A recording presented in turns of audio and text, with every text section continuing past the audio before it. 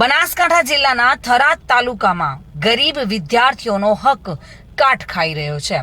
થરાદની આદર્શ નિવાસી શાળામાં 1000થી વધુ સાયકલો કાટ ખાઈ રહી છે।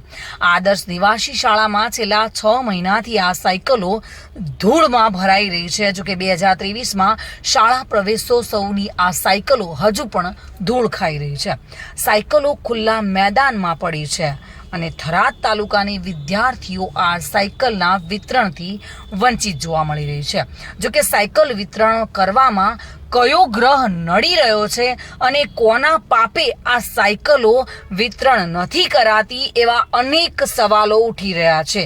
લાખોના ખર્ચે બનાવેલી આ સાયકલો હાલ ખુલ્લા મેદાનમાં ધૂળ ખાઈ રહી છે, જેના પર કાટ જામી રહ્યો છે। જો કે ઢગલાબંધ સાયકલો વિતરણથી વંચિત છે અને વિદ્યાર્થીઓનો હક અહીંયા ખોરવાયેલો જોવા મળી રહ્યો છે। કોના કારણે આ ગરીબ કન્યાઓનો હક ભંગાર બની રહ્યો છે તે અનેક સવાલો વચ્ચે આ સાયકલોનું વિતરણ ક્યારે થશે તે પણ એક મોટો પ્રશ્ન છે।